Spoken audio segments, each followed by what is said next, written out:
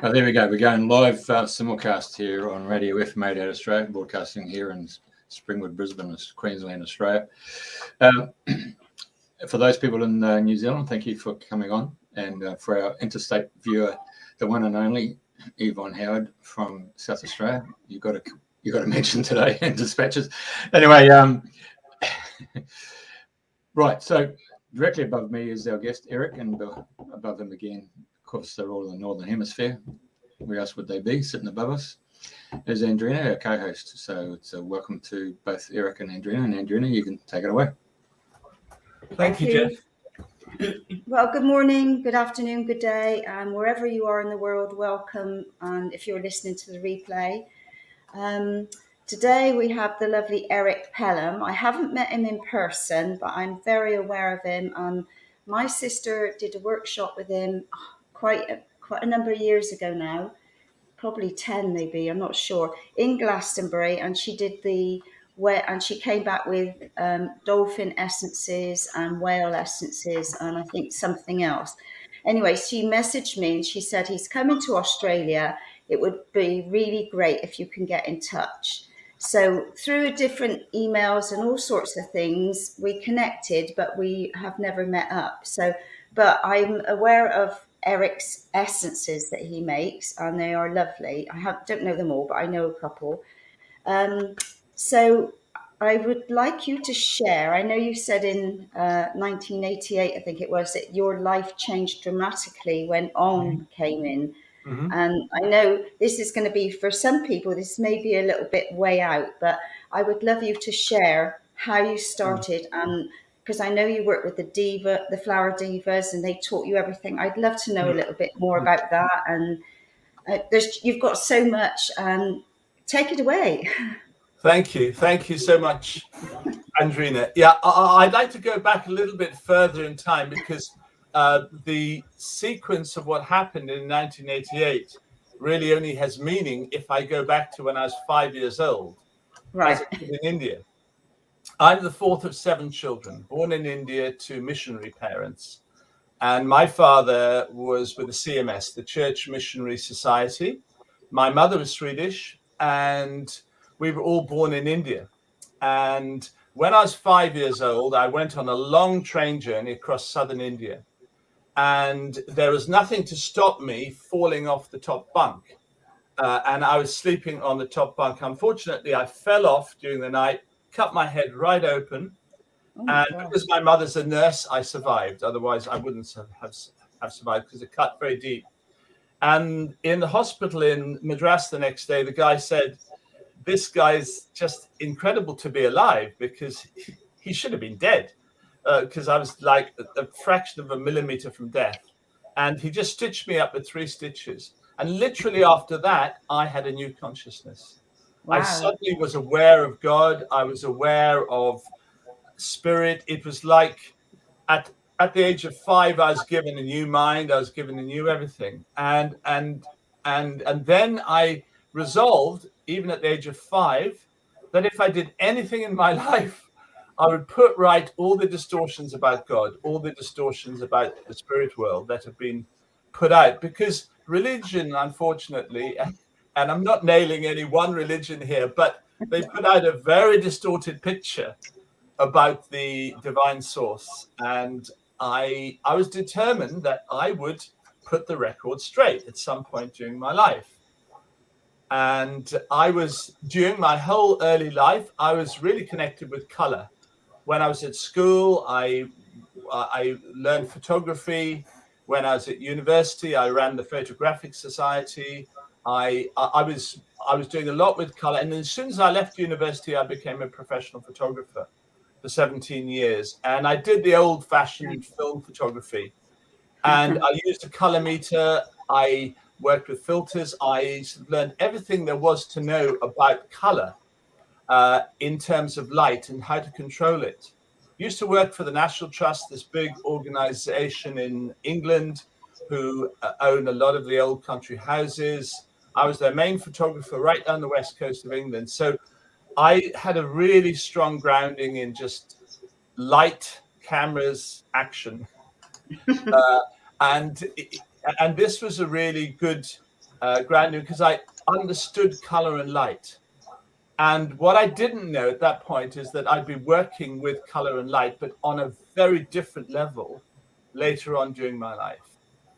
So just to cut a long story short, 1987, I was working out in Hong Kong doing book photography for Longman's book publishing. And I'd just done a 6-week stint. And just as I came home, something told me, that's it, your photographic career is finished. And I was really quite shocked. And I suddenly had these urges to go and buy essences. So I went up to Findhorn, bought essences with all the money I had. And I was with my fiancée, Jane, and attended a course on Alaskan flower essences in Glastonbury with Steve Johnson, and actually heard the flower diva, the flower angel, talking to me, telling me what all the properties of the essence was. I was absolutely dumbfounded because I got an audible voice. And then I learned from that point that I had a spirit guide, because Steve, my teacher, said, look, your superconscious moves a pendulum. And I thought, no, it's not that, something else does. And I was so determined to find the something else. And the something else turned out to be my spiritual guide, who was Elena. And so I said to her, who are you? She said, I'm a divine goddess. And I said, can I have a relationship? Can I really get to know you? And this is what we did over a few months until April 88. And this is where this experience kicked in. On a Saturday night, she said to me, you know all the archangels really well. And I said, no, I don't. And she said, you do. So, okay, this was, and the communication was partly auditory, partly telepathic at this time. And then the very next day, when my fiancée Jane was a nurse going out on a nursing shift, I was in bed with my pendulum, talking to her and getting the connection with her. Suddenly, the energy of the whole room changed very dramatically. It was as if some big force had come in, and I could hardly speak. It was such a presence. And I said, who's this? What's this? She said, it is the supreme divine being. And I said, I don't believe it. It's, prove it. And then my communication with the pendulum went mad. It spun around with such speed. And I got the words, yes, he will prove it. And suddenly the weirdest thing that happened to me was I started to get this fizzing, this kind of very fine vibration up at the top of my crown, which then started to travel through my body like a wave. And when it got to my heart, I was aware that there's this big spherical heart right in the center of my chest, beating so with such force. And I put my right hand on this beating heart. So that's weird. My heart slipped because it should be to the left. And I thought, this is weird because it's circular. It's a sphere. It's not heart-shaped. And then very slowly, I put my heart on the left side of my chest. And I thought, oh, my God, OMG. There is another heart beating in me. And this was my normal human heart. And there was this new heart, which was a complete sphere, really strongly beating. I was just completely zapped out.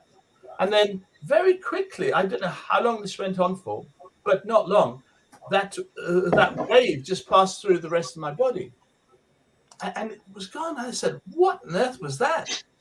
She said, that was That was the supreme divine forming his beating heart inside your body. I said, what? And she said, you wanted proof? He gave you proof. And then the same day, I actually saw her appear. I was driving on the M4 into London. I said, I'd love to see you. And I looked up in my car mirror, and it was turned towards me for some weird reason. I was doing 70 miles an hour straight into London.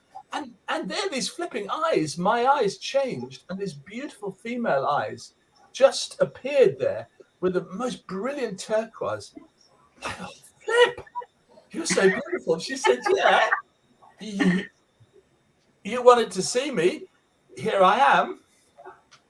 And then something else happened that day that I'm not going to talk about because it's a little bit intimate. But then for the next 3 months, Spirit proved itself to be completely. I had experiences with archangels. I saw them, I felt them, I smelt them, I heard them.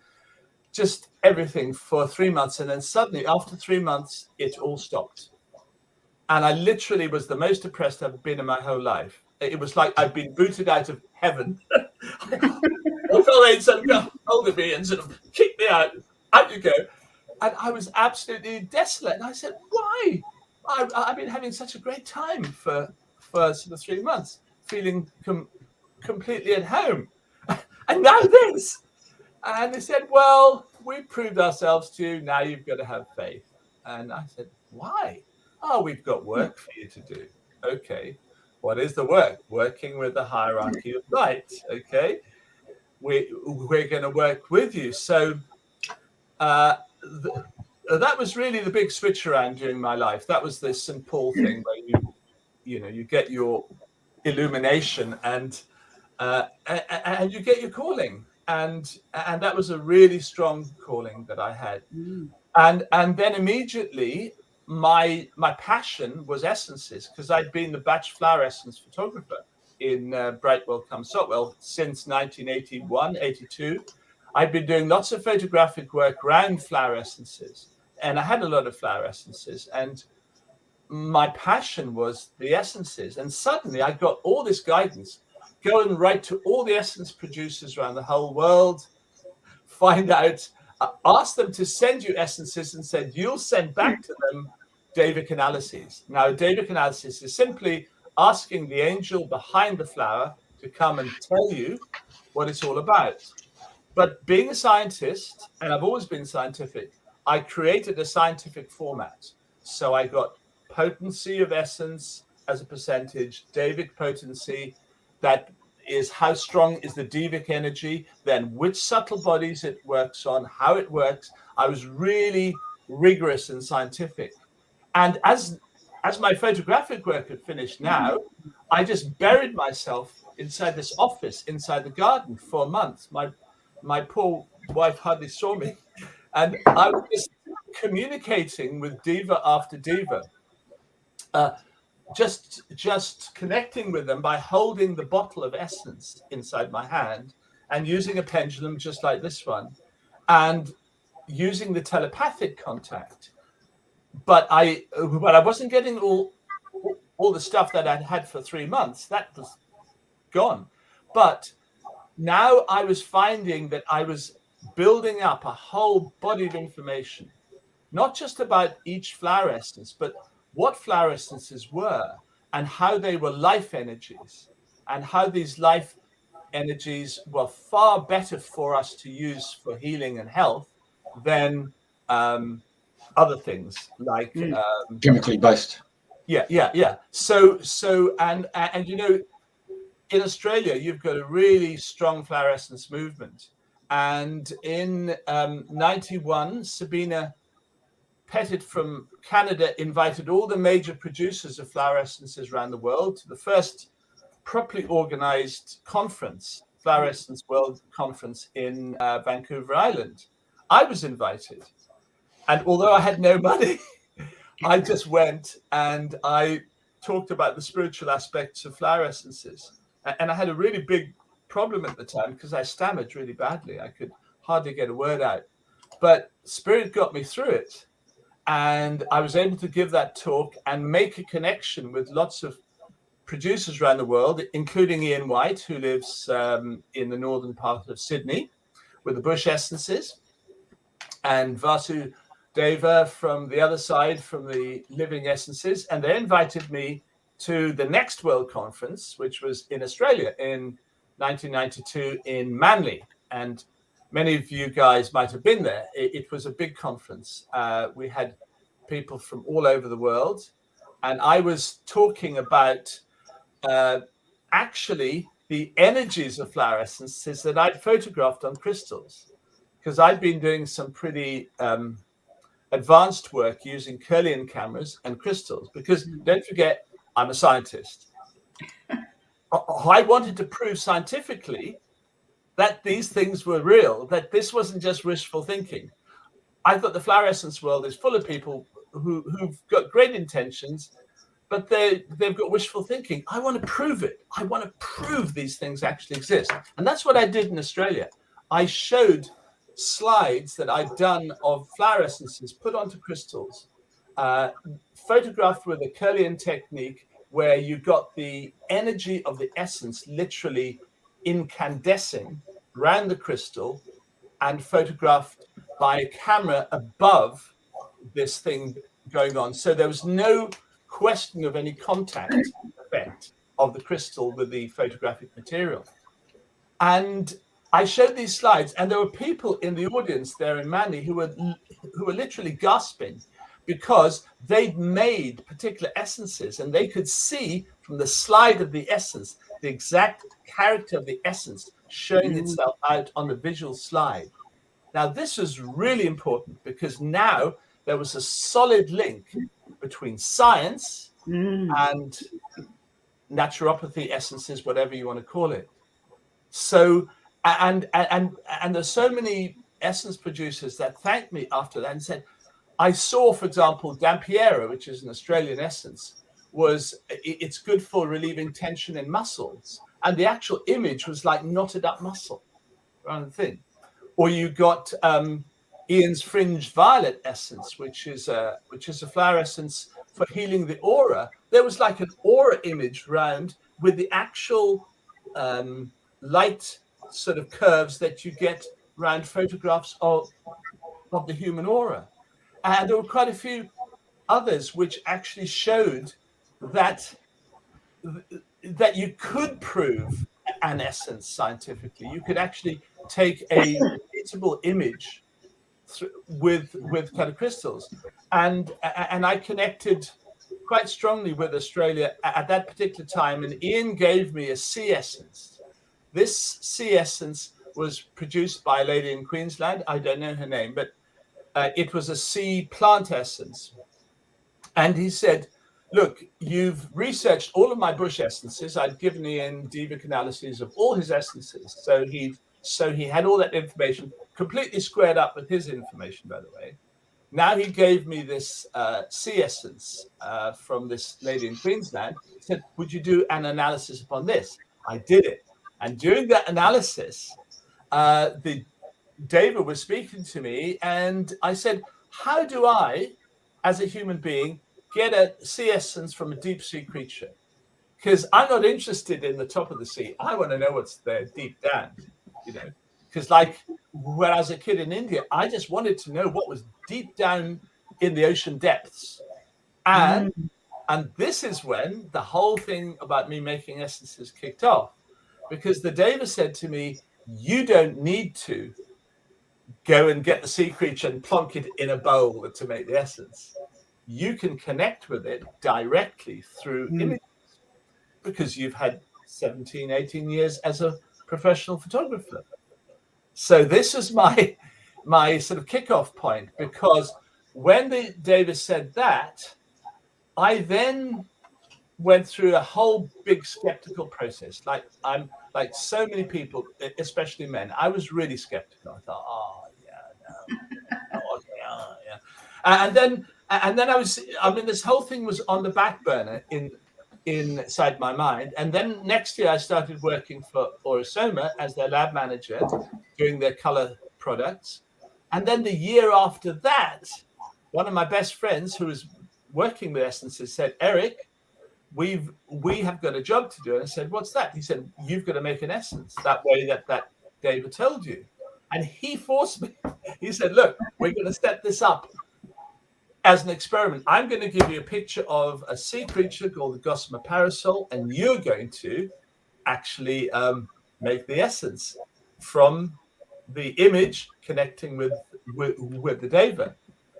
And we set it all up, and it worked like a dream.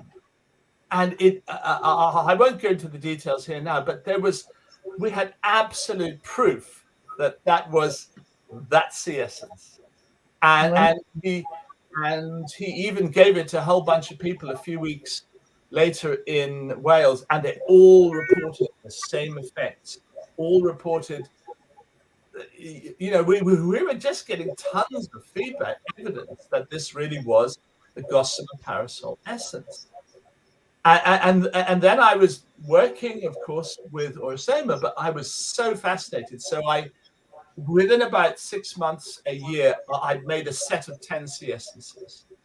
And I was beginning to push them out to people. But one day in the lab, a Swiss distributor came along called Jürg Egger. And he came in straight to the box and he could feel the energies. He said, wow, he said, I would like to sell these. I said, really? He said, yes, I'll order 100 sets. And that's what he did. And he sold them all. And I thought, oh my God. I mean, there is really something here. Then people were reordering those. And I thought, okay, there's something going on here. And then I found that the Swiss really liked spiny lobster because it's for fear of people. And at that time, with Swiss people, there was a lot of fear of other people, fears which govern people's actions. And we've kind of seen them the last couple of years too, with what's been going on. So, yeah, so these essences started to sell. And then I thought, okay, but I've got a main job. I'm not going to start a side business off here now. But then a couple of years later, the butterfly essences came along, and this was a totally different experience. As lab manager, you are responsible for everything that happens in the lab and the success of the products. And for 6 months, from midsummer 96 till the end of 96, I had sheer hell. Everything that could go wrong did go wrong. It was like it kind of started with the birth of one bottle, magenta over gold, and then it finished when the healing bottle of Archangel Raphael came along about 6 months later. And everything, it was the most hellish time of my life because I couldn't understand why everything was going wrong. Everything was going wrong. Everything was going wrong. And then suddenly at the beginning of December, we actually birthed 2 bottles in one day, the Royal Blue, and the Gold over Royal Blue. And the moment I connected with the Archangel Raphael, then suddenly this amazing healing came. And it's like every single thing came right. It's like spirit switched off a switch and everything came sort of right again. And I was able to take a holiday down in Cornwall that I hadn't been able to take back in October because of the crisis that we were having. And during that holiday, I took my family, four little kids and a wife, to a SeaWorld down in Newquay. And when we got to the SeaWorld, the place was closed, although the tourist board said it was open. So I was really disappointed because we'd driven a whole hour to get there. And in England, driving an hour is a long way. Right. So, and we'd sort of got a whole hour to sort of get to this place. And I was just turning to leave, and this lady ran out after me. She said, "Where are you going?" And I explained. And then she said, "But I'm the owner. I can open it up just for you." I said, wow. And she opened up the whole SeaWorld just for us. And in the very first tank, there was the spiny lobster. And I saw this olive green light around it, and it started speaking to me. The clear, audible voice said, "I will tell you now what butterfly essence is all about." And I'd been given some butterfly essences to research, and I intended to research them down in Cornwall. And now this Deva was telling me that it actually knew what it was about. And then I got all this information. And I said, "How did you know that I had butterfly essences?" And they said, "We know everything." Nothing is a secret, folks. Yeah. And so I got the information. And 2 days on from that, the Archangel Ahura, who was incarnated as King Arthur, guided me to his castle on the cliffs in Tintagel in Cornwall. And it was a black winter stormy day with black sky, strong winds. Should never have taken 4 little kids up there, but I knew I had to go up there. So we went up this steep path, and we found this chapel where the walls had gone down, but there was the altar. And suddenly, in what was almost night during day, the altar lit up with light. And Ahura said to me, "Now the butterfly essences will be born." I went, "What? What have I been through for 6 months of sheer bloody hell?" And then now all this, and it was like that was the moment of transformation, and all that had happened just so that I would know the power of transformation in that moment. Wow, amazing. It was just, and then that day I actually made my first connection with the first 2 solar color beings, because that's what the spiny lobster had told me. He said they're beings from the sun of color called solar color beings, and they are the source beings for the butterfly energies, the energies of color that come through butterflies. And these energies are transformative. So now I had the keys and the tools to make butterfly essences. And so, yeah, I made 3 sets of 28 butterfly essences each over some time. And the whole process, suddenly what Om had told me, what Spirit had told me back in 88 came alive. I was doing it. I was living that dream, but my God, it was not an easy process. It was painful. It was difficult. Wow. It was challenging. I mean, Spirit doesn't give you stuff easy. You get a beautiful gift, but my God, you get tested. Mm-hmm.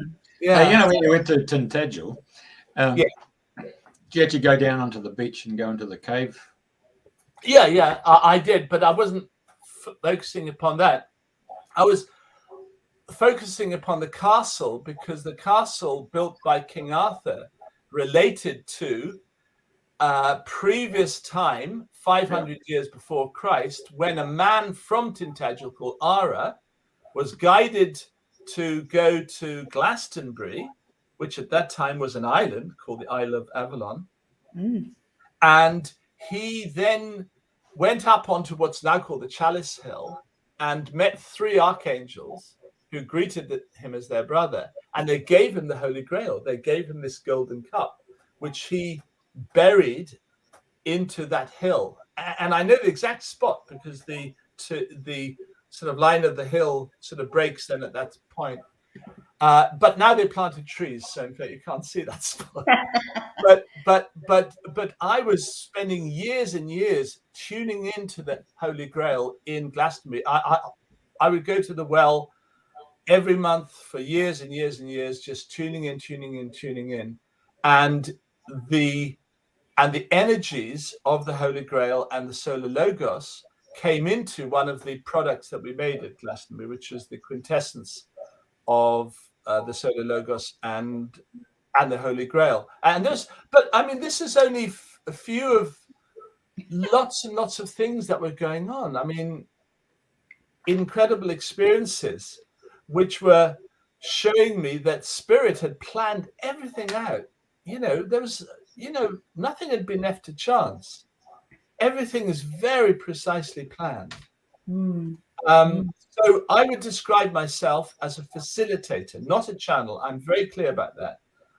I don't channel anything or anybody, but I facilitate. I'm a worker upon the ground who says, okay, Spirit, you want to come and you want to give us this essence. You want to come and you want to manifest this elixir. I'm your man on the ground. I'm going to get the bottles together. I'm going to get the liquids. I'm going to get the labels. I'm going to do this. So it's essentially a kind of practical job. But I mean, just to give you an idea, over the years, I've produced 84 butterfly essences. How many? 84 butterfly essences, Gosh. 49 sea essences, 14 dolphin essences, 14 whale essences, 14 combination essences, 7 goddess elixirs, and 7 god elixirs. Not too many. Not too, yeah. And that's just little old me. And it's been, and I'm actually actively producing these here upon our little farmstead here in Lincolnshire. Starting it all off with money from my pension, as one does. Yeah, so that's how it all kind of kicked off.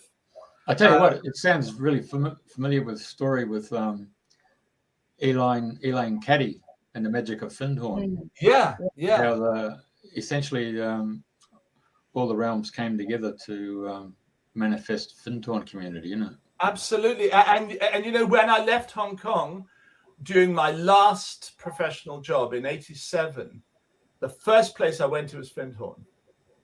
And the first thing I did was connected with the Findhorn apothecary. And then I took all the money I had. I spent every penny on essences.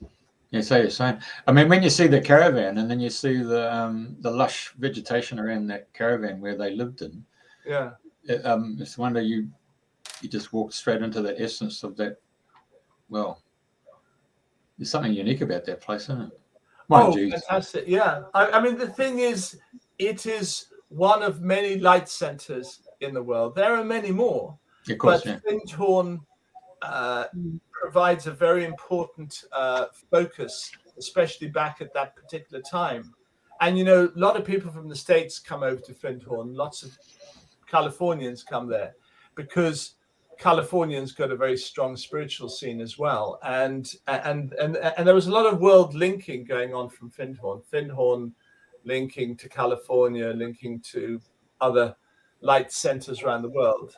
I mean, there's it's important to understand that the hierarchy of light, the sort of beings that I'm going to talk about now, are linking with the whole of humanity to bring forth not just a new age, but a complete divine reset. We're talking about, you get Bill Gates and co. talking about the economic reset. Well, that ain't nothing. The big change is the divine reset. Well, it's really a marriage, wasn't it? I mean, if you look at Dorothy, Peter, Elaine, and Neil Crombie, I mean, there was a marriage of unique bloody kingdoms that came together. I mean, so many people made that move to come there and provide their essence of their realm in a human form. Oh, absolutely. And it's the fact is that we were always meant to live at one with the whole of creation. Spirit and humanity were never meant to separate. We separated really because of our own will and our own lifestyle. But what's been happening since 1989, since the fall of the Berlin Wall, has been a complete new paradigm in our history where we are now reconnecting with the divine beings. Now, you might have heard of a great New Age prophet called Sir George Trevelyan. Have you heard of him? Yeah, he worked with Pavarich, and they went around the Middle East there doing a lot of healing work, and they had the Faraday cage. Yeah, well, Sir George Andronicus was one of the great avatars of the New Age, and he was a friend of mine. And one of the things that he was very excited about was back in '81, when I was a photographer for the National Trust, I photographed the tour for the National Trust. And there was and I was very detailed in my observations, and I made notes. Nobody here. It was a freezing cold September day, September the 29th, '81. And I took the standard pictures for the National Trust, for the National Archive, of the 4 views of the Tower of Glastonbury Tor, as well as a few others. And it's when I processed my films afterwards that this figure of a monk appeared. And what was funny was the cowl, the actual hood that he had on was lying down like it was in still air. It was as if there was no wind, but I knew there was a very strong wind blowing through there. So if that being had been in the physical world, that hood would have been blown to one side, but it wasn't. It was hanging down like it was in still air. And this figure, then I actually got one of the frames, which I blew up on the Naja, and I couldn't make out any facial features, but there was an object right into the throat. Now, Sir George got very excited because he said he'd taken the picture around the whole of Glastonbury, and everybody said that's Abbot Whiting, who was murdered at the Tor during the time of King Henry VIII. And guess what? They sort of put a knife straight through his throat there, which kind of came out on the photograph. Wow. And Jeff, I'd just like you to put up that picture, please, which shows me playing the guitar, because this was a picture when I was teaching up in Latvia, and it was, yeah. They're like Paul McCartney, mate. Yeah, some people say that I look a little bit like Paul McCartney, which I'm quite flattered if people say that. But the thing was that the guitar was a terrible guitar. I could hardly play the damn thing. But suddenly, the guitar almost started playing itself, and then those figures appeared round. You see those white shapes? They were spirit beings dancing, but the guitar only started playing properly when they came in frame. That's weird, huh? Amazing. And it took that picture then at that time. So I was doing a lot of teaching. I've been teaching around the world for about 20, over the last 24 years, but the last 2 years has been mainly Zoom teaching for obvious reasons. But certainly I've been very lucky that I've done a lot of teaching in places like Russia, a lot of teaching in Japan, quite a lot of teaching in China and Malaysia and Hong Kong and Singapore, and tons of teaching in Europe, Germany, Switzerland, Austria, Hungary, and Slovenia, and quite a few more places. And also quite a lot of teaching in South America. I've done Brazil quite a bit, Argentina, done some teaching in Venezuela, in Mexico, but by no means comprehensively around the world, but certain places. But certainly the work of the essences has really taken me around the world a lot. And because I play guitar, as you see, I've sort of trawled the guitar around with me around the world. So can I ask, I know you've got a lovely team of people working with you. Do you make all your essences there where you live on the farm? Yeah. So what is the most popular essence at the moment, and which sort of countries really have taken to your essences and sell the most?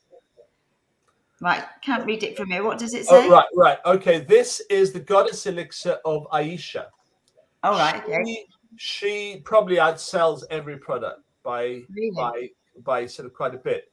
Now, the god and the goddess elixirs, I will want to talk about a little bit later. Why Aisha? Because she is the love creative goddess, divine goddess of the mid-divine planes, which means she is the love creative goddess of the heart center. Now, in divine terms, love manifests practically as healing. Okay. The feminine love energy manifests as a healing energy. So she is the primary goddess healer. And this is a product that I've been producing now for 5-6 years, completely guided, of course, from spirit.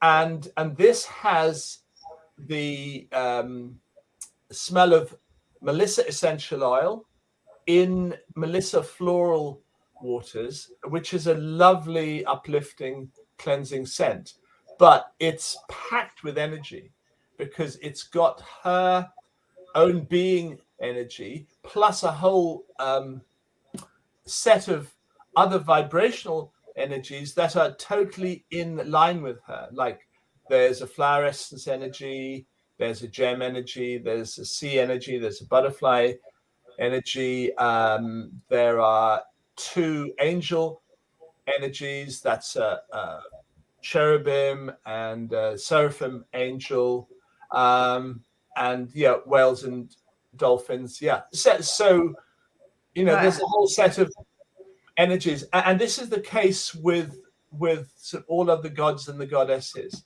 and people around the world love this because it's basically very healing, very cleansing. It's brilliant as a space clearer, something that can bring both cleansing and healing and upliftment to any space as well as any person. And one person in Hong Kong was ordering so much of this that we were convinced that they were trying to distribute it. And I said, look, I mean, but we've got a distributor in Hong Kong. And they came back and said, no, I'm using 2 bottles of this stuff a day. Really? Yeah, because it's so bloody good. I'm spraying everything and everybody with Aisha. I must say, because all your bottles are beautiful colours, aren't they? They, I've got a couple in the bathroom, but well, these are the gods, for example. These are going through the essential rainbow spectrum. If I can tilt that down a bit, you've got. These are the 7 god elixirs. Now, where it falls apart is actually here, because Om, who is for the crown chakra of the gods, didn't want to have the purple, which is the normal crown chakra color. He wanted pale gold. So Om gets his pale gold. So the guy before him, who's brow chakra, well, Hime gets the violety one. And then the others go according to chakra. The pale blue, sort of greenish, lemony yellow, pale orange, and pale red. So in fact, you get the 7 god elixirs going more or less with the chakra colors, and then but the goddess elixirs who came before them are different, and this is Amateras, and she's a deep gold. She's base chakra. So she and Ristilla are what we call base chakra. And I'll explain this in a diagram just in a moment. But Ristilla and Amateras, they're both base chakra. But she is, as a goddess, she's dealing with the physical base chakra. But as a god, he's dealing with the base chakra of the divine planes, and the 2 link beautifully. And then you've got Aisha, who is the goddess that links with the sacral chakra, which is the one we've been talking about, that has to do with healing. And then you have Kaya, who is divine mother, who is the pink, and she links with solar plexus chakra, which is the god Ballet, who is also the highest love creative aspect of God. So you get divine mum and Ballet dealing with solar plexus chakra, and then heart chakra you have goddess Izanami, who is the female creator goddess of the astral plane, and she links with the god Arana, both heart chakra. He is the love creative aspect of God on the mid divine plane. So he is actually the partner of Aisha, but in terms of the set, both he and Izanami deal with the heart chakra, and then throat chakra.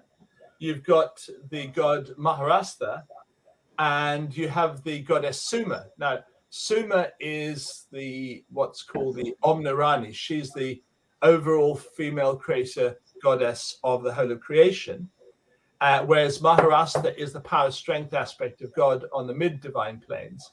So they're both dealing with power, but he in a more obvious way.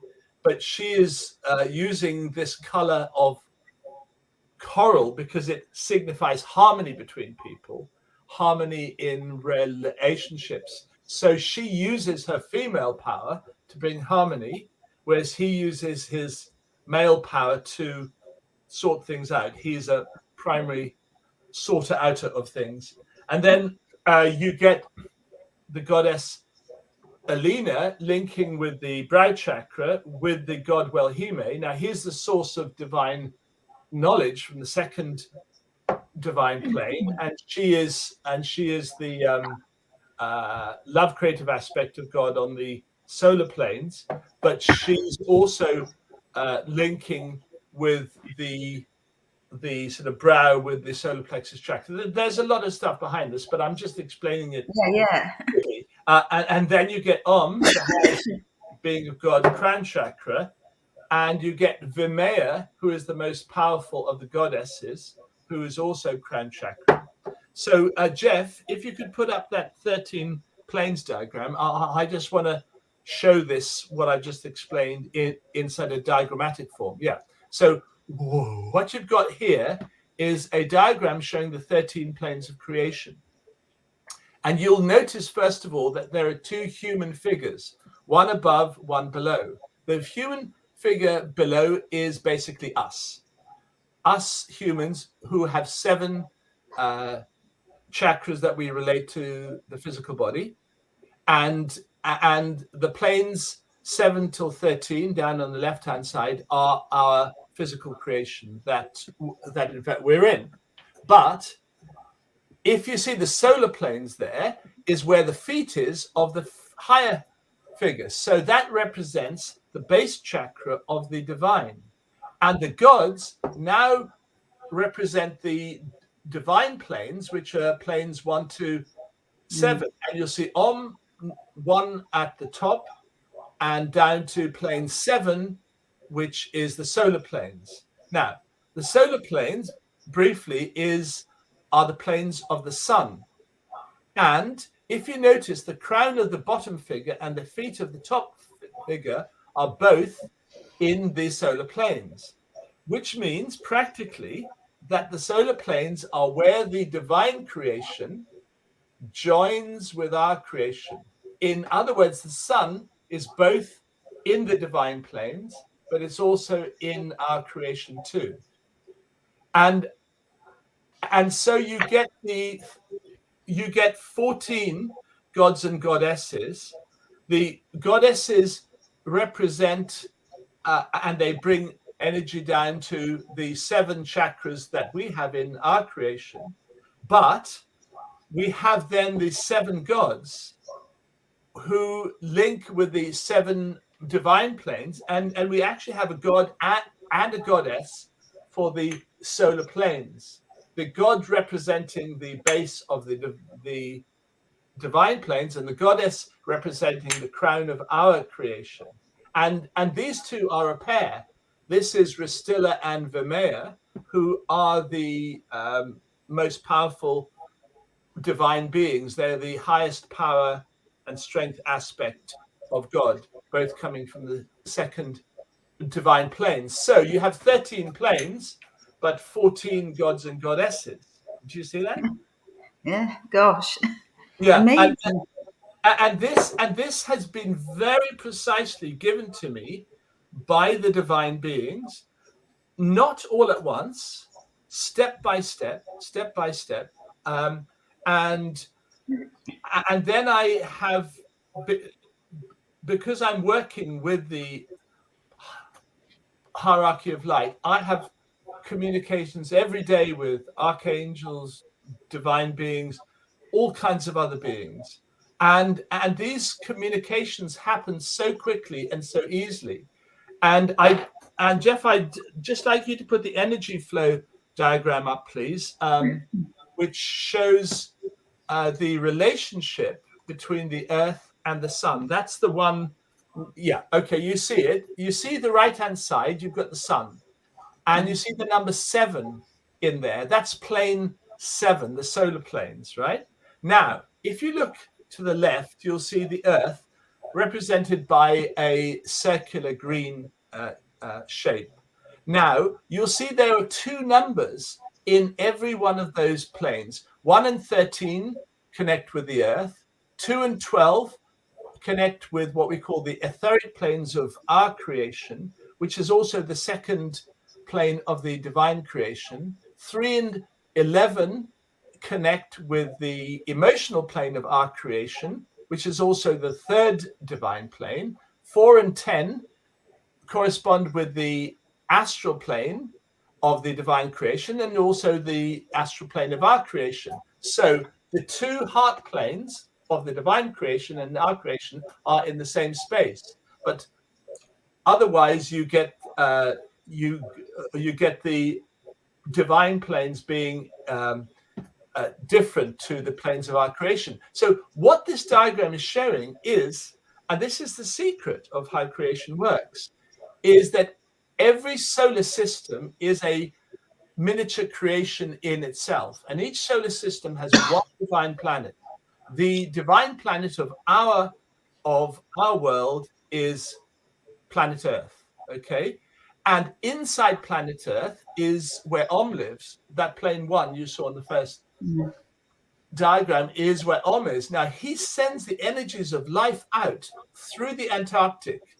There's a huge blast of energy out through there, through the layers of atmosphere around the Earth, each layer being about 15,000 feet.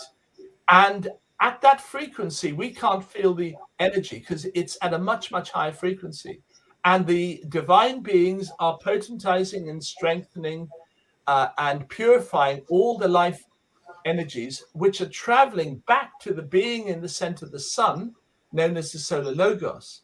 And he is stepping these energies down to a form that we can pick up with our physical senses as heat and light. And these energies now go out to 12 solar planes, 12, and you can think of the sun like an orange with 12 segments, and they're broadcast from those planes to all the planets inside our solar system. And in this way, the energies of life, which are originating with inside our Earth, in this solar system, now are distributed around to all the planets in our particular solar system. So our solar system is a miniature creation. And the way the energy flow works is the life energies come through us, giving us life, but we don't use them up. They go through our feet, back into Gaia, and then back from her, back into and takes them up from the 13th frequency, which is where we are, up to the first frequency. So he brings all the cosmic rays up to this very high frequency, which then he sends it all back again from the sun. So our scientists, thinking the sun's just a burning pile of hydrogen, have just missed the boat. The sun is equally bright all the time because there's a constant flow of life energy from the sun. So the sun is an energy distribution system, and we on the surface of Earth, if you see those divine planes I talked about, are very proximal to us because each of those planes you see around the Earth are about 15,000 feet depth, or 3,000 something meters, 3,600 meters, and so when I'm working with or I'm working with any of these gods or goddesses and a whole ton more, geographically they're not far from me. They're only a few miles away, or even a few hundred yards. And now this is the interesting thing: is when you're working with them, they don't respond to your thoughts; they respond to your intentions. And your intention to speak to spirit precedes your thought. Therefore, by the time you've had the thought, oh, I want to communicate with that spirit being or that spirit being, they're already there. They already know what you're going to say. because they've actually read your intention before you've even done it. So what I'm really doing is I'm working as a co-creator with Spirit to bring the tools, the essences, and the elixirs so that we can all uplift our vibrations, because the dark side has been working bloody hard to do the opposite, to pull our vibrations down. Why is our world rife with cancer? Cancers are beings, discarnate astral beings that are attaching to people and starting to live off their life energies. And why are we susceptible? Because our vibrational frequencies dropped. And who has dropped it? The bloody dark side, who've been working very, very hard with a whole lot of dark side technologies to pull our energies right down. And to work through things that they inject into you to do the same bloody thing as well. Yeah. So you see, this work that I'm doing is really important for the planet. And I'm not saying me, I. I'm just one of loads of people who is doing this work to bring on the new age, to facilitate the upliftment of humanity. Because my God, we've got ourselves into one hell of a mess on this planet. I mean, when you think that the highest divine lives inside our planet, I mean, look at the mess on the surface. We have created one huge, humongous mess. I mean, we've sort of made the oceans so toxic. We're sort of chucking our poisons into the oceans, not just the chemical ones, but biological ones, energetic ones. Look at Fukushima. Look at all the stuff that, I mean, by all scientific calculations, Fukushima should have contaminated half of the Pacific to a point that even you in Australia wouldn't be able to operate because of that amount of radiation. But guess what? These wonderful beings called dolphins, they are swimming around in big pods, and they are cleansing. They're cleansing the energy matrix of the whole ocean. One big pod of dolphins literally does a massive cleaning job on the etheric, what I call web or matrix of the oceans, cleaning the oceans and taking out our chemical pollution, our biological pollution, our energetic pollution, and we stupid human beings keep chucking our rubbish into the oceans. And if it wasn't for the dolphins, we'd be dead. I can tell you, we'd be dead. They're cleaning, they're keeping life on Earth going. And the whales as well. So whales are doing an amazing job with the trophic cascades, grounding the carbon dioxide that we're producing down into the bottom of the ocean, producing the plankton, producing all the things that are bringing us the oxygen. And the whales have been around for like 300 million years, and they have wisdom like we can't imagine. We've only been on this planet for 13.5 million, and we're like kids messing up the planet. We are mucking this place up full time. Whales are working really hard to work with Elohim angels, bringing the sound vibrations of the Elohim, who are the planet creators who work on the solar planes. These solar angels are sending sound vibrations down to the whales. Humpback whales aren't singing for courtship. They're singing for a very practical reason, that they are vibrating the etheric blueprints behind all our planet into the right state of resonance so that our planet life can continue. And Jeff, I was down in Melbourne some years ago, staying with a friend of mine called Gretchen, and I was in a bit of a bad state. I was feeling a bit sick. I had a little bit of a heart thing. I had a bit of a glandular fever thing. My eyes were going in different directions. My body was twisted. I had pain in my legs. I was a mess. And sort of Gretchen took one look at me and said, "You must meet Cameron Dawson." Cam Dawson. he's a wonderful Australian sound healer who's been working in Bali. So she takes me around to Cam. Cam's giving a class to about 8 students there in Melbourne. And I'm very embarrassed. I said, no, I can't intrude upon this class. And sort of Cam says, come on in. And then he says to me, how would you like to have a treatment that would normally cost you £100 free?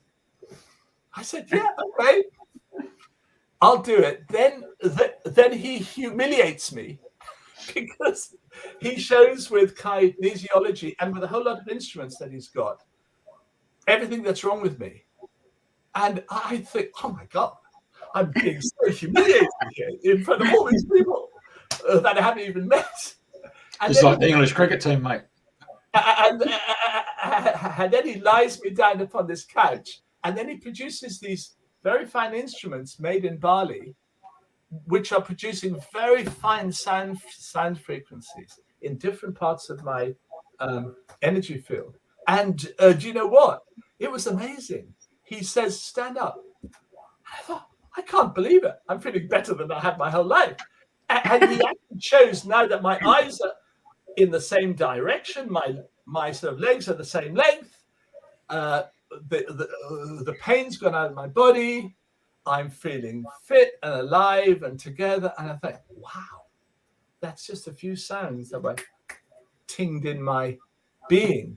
And these sound healers in Bali, they only work under the light of the full moon. And they're working very strongly under the silver goddess Aisha, because she works with a whole lot of healing angels, and they're connecting the divine vibration, divine resonance at the time of the full moon perfectly. So they make all their instruments by the light of the full moon, where that feminine love resonance, which is the most healing energy in the planet, is at its perfection. And that's where these instruments were made that actually healed me.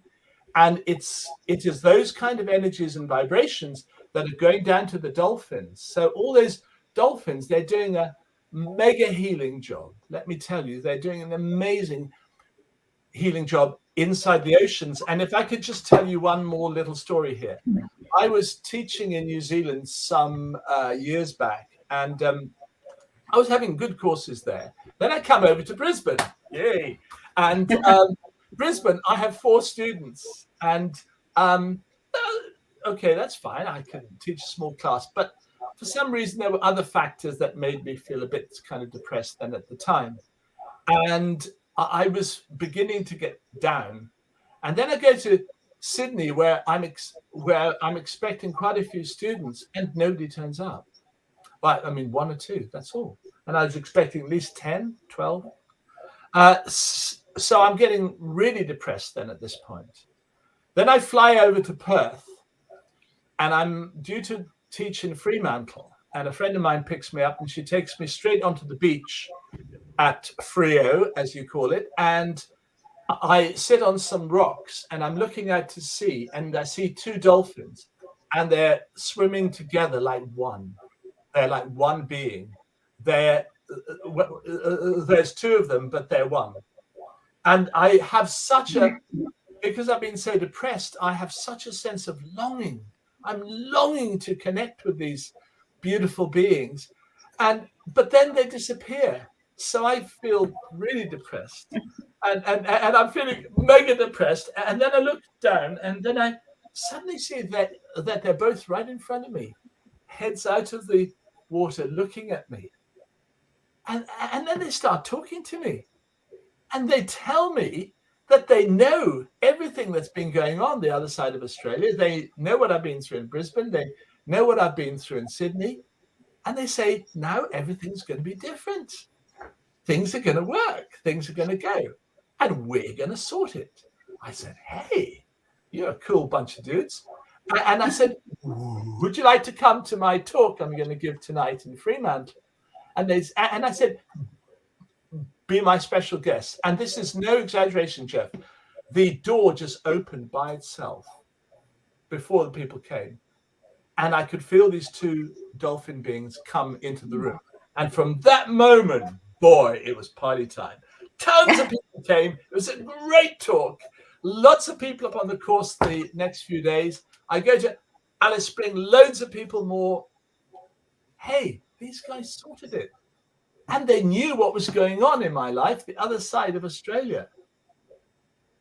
So do not underestimate dolphins. They are amazing beings. They're angelically connected with the goddesses and with the healing angels of the 5th, the 4th, and the 6th divine planes. And these dolphins are looking out for us.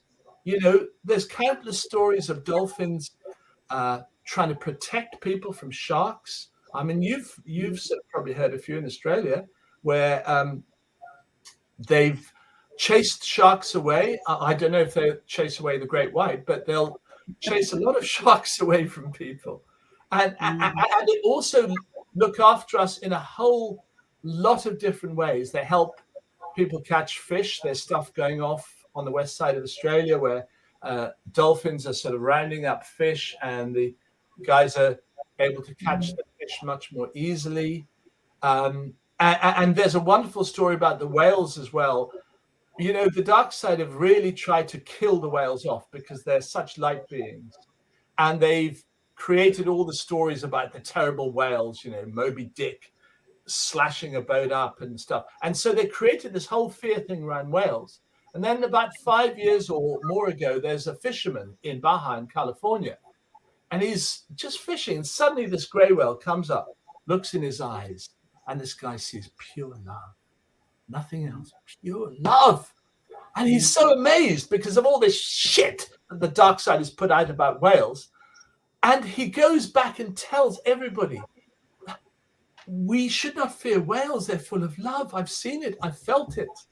Now, women from all over the world go to Baja at the time that the female gray whales are calving, and they're kissing them, supporting them, loving them, because of this one guy, this one transformational thing. And that's not quite right, mate. That wasn't quite right. The biggest movement in Australia, the biggest movement on the planet was none other than Star Trek, The Voyage Home, when the probe came out from another galaxy to find out what was going on with the whales. That big, huge movie transformed the whole mindset on this planet, a bit like Avatar did with its movie. Okay, well, that was one thing, and this was something else. But I'm just saying that that we are discovering that the whales and dolphins are the master beings of the ocean, as we're master beings of the land. And the whales in particular hold amazing wisdom for us. And if we listen to them, if we communicate with them and stop killing them, they will provide solutions to all our problems. And okay, now how does this relate to me? Well, the whale essences and the dolphin essences, I was told in 2005 by bring them through. I thought the process would take me a few weeks. It took me 7 years. I was producing only on average, one new whale, one new dolphin every 3 months. Now, the reason was that certain conditions had to apply. I've got 5 kids, and my 2 eldest boys are both severely autistic. And all the whale essences had to come through the eldest autistic boy, who's called Alexander. And all the dolphin essences had to come through the younger autistic boy called Joseph. And they're in special institutions, so we don't see them that much. So they'll only come back occasionally. So I could only make these essences when a particular one came back. But there was a whole process. On the Sunday morning of the weekend that one of those boys came back, a being called Tamir, who's the master being of the Pacific Ocean, came to me and told me we were going to make a whale essence that day if it was Alexander, or a dolphin essence that day if it was Joseph. And then he'd tell me what the essence was. I'd research it during the day. I'd find out as much information as I could. And then during the afternoon, at about 4:00 in the afternoon, I would have 2 bottles, what I call blanks, just brandy and water, and I would take that son of mine into the drawing room, and I'd sit behind him, and I'd put the two bottles against his chest. So my arms were around him, and the blanks were against his chest, and then call in the pair of dolphins or the pair of whales by name, because I'd been given the names, and they came in, energized the essence, and we took it from there. And these are very profound essences, because they, every single time I do a consult, and I've been doing them for 23 years now, 33 years with Divine Mother. Every time I do a consult, we get lots of whale and dolphin essences, because they are so powerful to heal, to support, to facilitate, and to help us to grow and be who we truly are.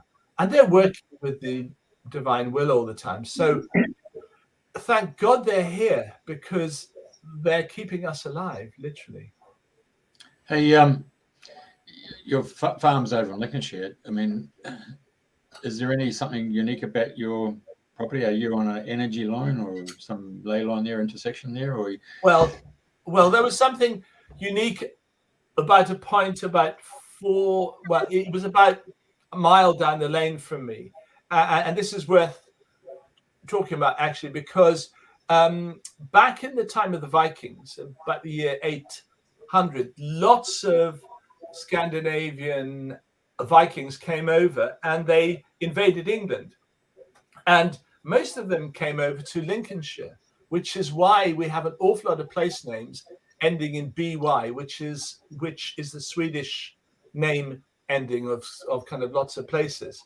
And there was a fortification just a mile down the road from me called the Toot, which was an artificial mound with a moat, and this was defended against the Vikings. Now there was a mega battle there, and thousands of people lost their lives. A lot of blood spilled. And this was a spot where 4 ley lines crossed. So it was a major earth energy point. But the spilling of blood during that battle blocked it. Energetically, it was blocked. And because it was blocked, the whole vitality and health of the land and everywhere around really went completely down. And when I bought this property, which is a small farm with just 5 acres, the energy was really down. So I was talking to the angels, talking to the landscape angel of the property itself and also the one for the bigger area. And they both told me the same story. And they said, you can heal it. I said, how? And they said, using crystals. And then the landscape angel, who was of the Toot, told me, get 4 quartz wands about this long, natural quartz, not cut. You can't have cut quartz, just and about 4-6 inches long, and then program them with your silver 3 butterfly and vampire squid, which is a very powerful sea essence for cleansing the earth energy lines. And I did that and put them in the earth in the center of the hill, one to the north, one to the south, one to the east, one to the west of the tree in the center, and leave them there for a week. And I did that. And I could not believe the difference when I came back. The whole place was buzzing with energy. The energy of my farm had completely transformed. It was just uplifted incredibly. And the combination of vampire squid sea essence and silver 3 butterfly essence on those 4 crystal ones had literally completely unblocked the that particular hotspot of the ley lines there. And what happens is the big trees are taking in ley line energies from the hotspots through their branches and then grounding it into the earth where they are. That's why trees are so important. Of course. Because trees are literally taking in and grounding the ley line energy into any place where they are. That's why we shouldn't cut down all the trees, you see. So the toots, is that T-U-T-E-S, is it? Toots. Hmm? Toot. T-O-O-T. It was called Toot Hill, which has now been shortened to Tot Hill, T-O-T-H-I-L-L. Yeah. There's a Toot Hill down in Hampshire, which is different, but no, Tot Hill down in Hampshire, but which is 2 words, but ours is just 1 word, Tot, T-O-T-H-I-L-L. So that's why I guess that I came here. But, this is why I can make the products here, because energetically, this place was prepared by what I've just told you.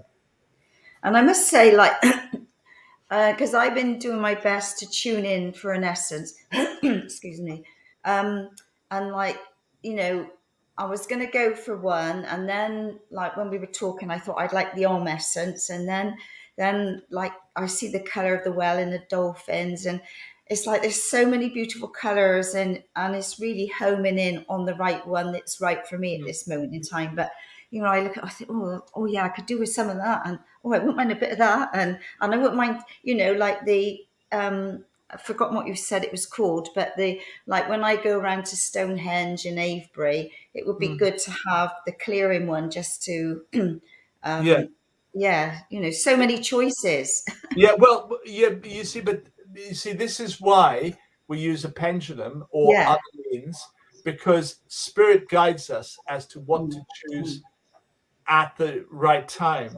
You see, I couldn't operate if I didn't have this connect. I mean, I'm working for consultations now for 33 years with Divine Mother, and she chooses what people need, and I'm just acting like a facilitator. I facilitate for her, so she chooses the essences. And if I could just tell you one story how it kicked off. I was traveling to Australia. I was going through Singapore, and I stopped off in Singapore for just 1 3-day course.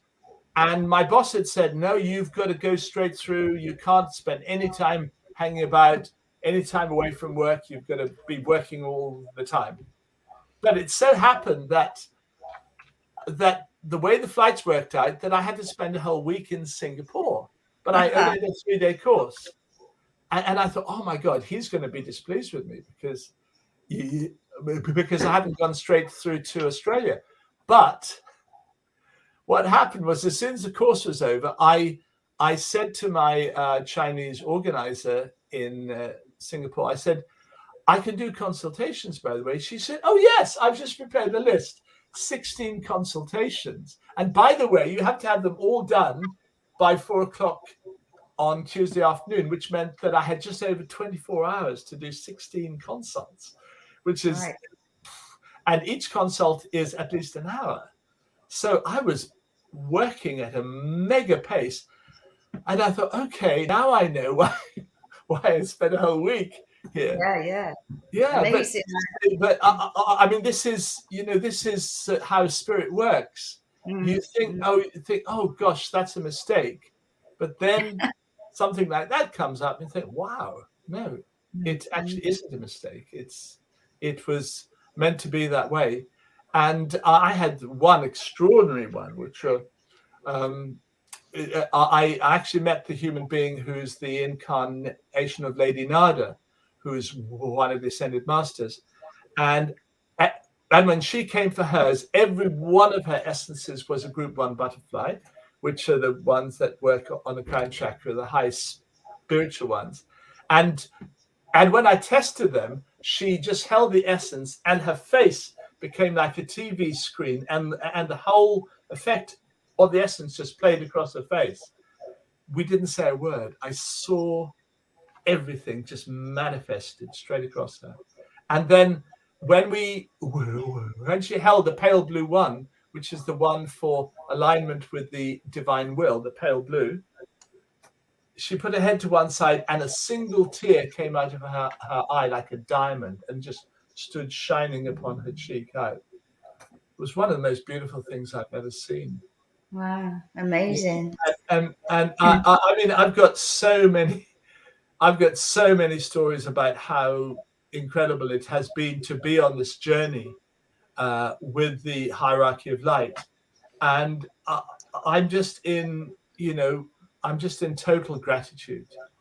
Just gratitude to gratitude to people, gratitude to everybody. We just lost audio. Yeah. So Okay. deep gratitude, and We deep just lost the audio. gratitude You to know that? both of you as well. Well, it's been amazing. I've loved you sharing your journey. I don't know, Jeff can't seem to hear us, but you can't. Can you hear us, Jeff? Well, I think he's slightly lost connection. Well, I can. Ladies and gentlemen, we just lost the audio. Oh well. Anyway, I can hear you. Maybe others can. What was I going to say? So maybe you'd come back another time at a later date and share more stories, because they're fascinating. I would love to, and I'd love to share any details that people want to know about. If sort of people could write into you and say, I'd like to know more about that, or I'd like to know more about that. Jen, just give me those things and I'll gladly go through them. Fabulous. Yeah. Amazing. No, it's been lovely having you on the show and sharing amazing stories. So I'm not quite sure what's happening with Jeff, if we're still if you and me are live, or you and me are just talking at the moment. Well, it says live upon my screen. It says live, yeah. So Jeff, are you there? No, I think he's coming off that. Okay, well, thank you, Andrena, and thank you to Jeff. Thank you both of you. And thank you so much. It's been an absolute delight. Yes, and I'm going to just exit now. So I'll say goodbye to you all. Yeah, okay. Okay, bye-bye. Thank you. Thanks a lot. Bye. Right.